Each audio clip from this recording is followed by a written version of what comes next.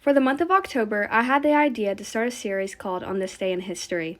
This is only specific to things that happened during the Holocaust and World War II. Many things happened on every single day during World War II, but I'm only going to report what the United States Holocaust Memorial Museum put down on their own timeline. And I'm using this notebook right here to organize it all. I just finished making videos for the month of October. It's October 13th, and the last video will be uploaded on the 30th. For the month of November, I want to show you all how I organized this and how I did it for October, but this time November. So right here, October 6, 2025 is when I organized this all. So I went through the timeline and I wrote down everything that happened in that month of October. I didn't go by the year, I went by the day. Obviously, the name of the series is This Day in History. So for example, tomorrow, October 14th, that will be the Sobibor Uprising. That happened in 1943. But the next thing that happened, October 15th, 1941, Operation Reinhard. So it's not going in order by the date, it's going in order by the day. So for the colors over here, there's a reason why there's yellow, pink, and blue on here. So first I just had to write everything down, not in chronological order. It was just by what I saw on the timeline. And then over here you see that's when I finally organized it all in chronological order.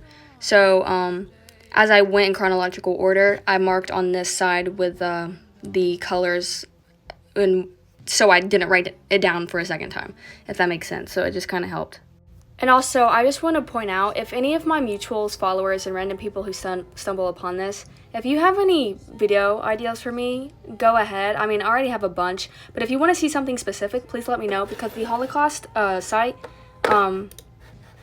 right here has so many great resources to educate yourself and also to make videos, so like experiencing history.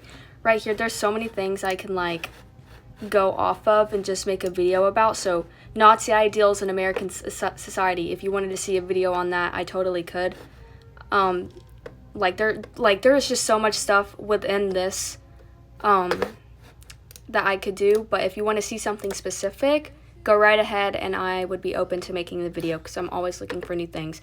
And FYI, the museum is continuing to stay open even though the government is shut down. Baruch Hashem. So right here, I'm just going to click on timeline of events, and this is where I'm getting all my information from. So if you want to go in and look yourself, look up the timeline of events, and then up here you can go through all of this. So we're just going to do, I guess, before 1933 and look for all the things in November. So right here, they got all the sections labeled. So before 1933 is World War I, its aftermath, and the growth of the Nazi Party. 1933 through 1938, pre-war Nazi Germany and the beginnings of the Holocaust. 1939, 1941, World War II and the mass killing of Jews. 1942, 1945, intensification of mass killings. After 1945, end of World War II, aftermath of the Holocaust and genocide after 1945. So I'll do like a little scroll through with y'all, but then I'm going to have to go back through and write this down all myself, which is all this is going to take a while. So this is all the events that they put down specifically in their timeline. Obviously stuff happened every single day.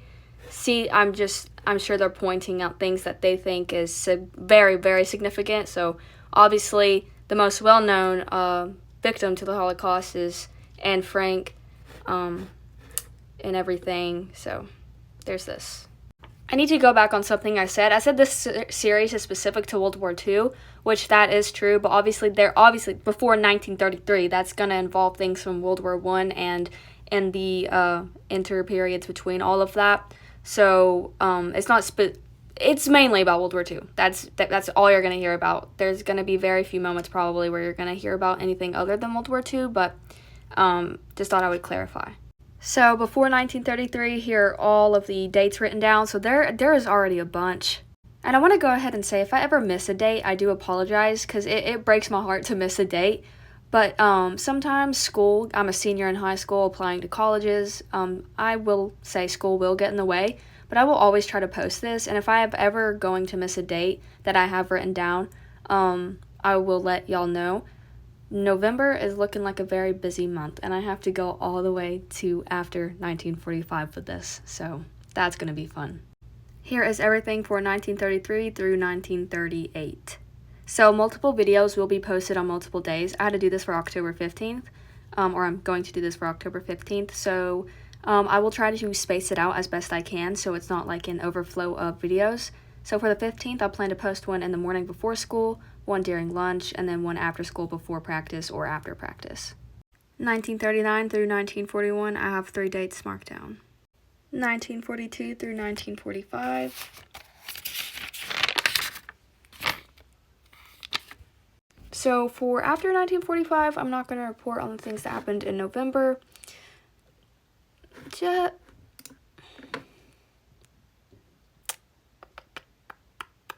no, I'm not going to report. There's already too many videos to begin with, and this isn't really specific to the Holocaust. So, yeah. So next, I'm going to go in and highlight all of the days first and put it in order. I'm not excited about having to try to figure this out, but it's what must be done, and I will begin working on this as soon as tomorrow, because that's a lot of videos to be put out. And here is all of that in order, so it fills up the entire page.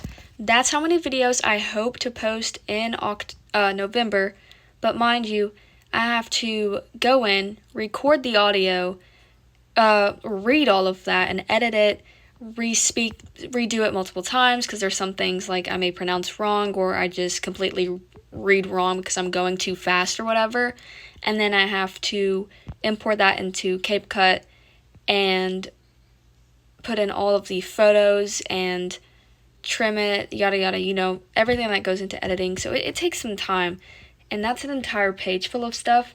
So obviously this is what gives me life. This is why I was put on this earth, hopefully to educate people. So this is not a chore. I mean, like, it sounds like I'm complaining, but this is genuinely what I do with my free time, and it's what I prefer to do in my free time. So there's what all of that looks like. So I just went through, and there's that side, and yeah. So I hope you enjoyed seeing this process. And if you want to look at all this stuff yourself, right here you can see my sources, the Holocaust Encyclopedia on the Holocaust Museum website, ushmm.org. It's in my TikTok bio if you want to go through it through there, but I prefer just looking it up on Google and Safari because it is much more easier to navigate. If you want to look at all this stuff yourself, you got this timeline right here.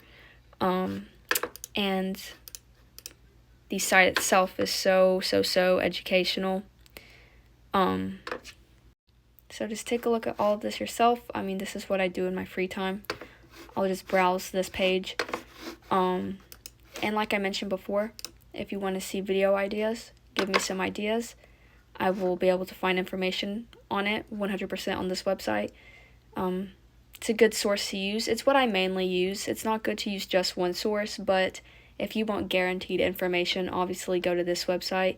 There's also other museum websites you can use, but this, in my opinion, is the best one because it also talks about other genocides in history, things that happened before World War II, and it goes the most in depth. You have modern stuff, old stuff on here, videos of survivors talking about things,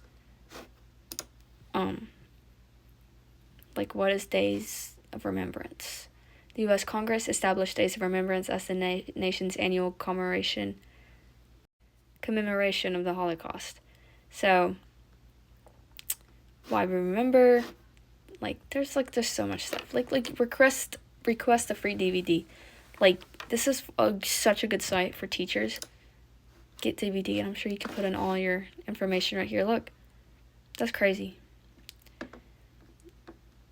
Submit form, and wow, that's really nice.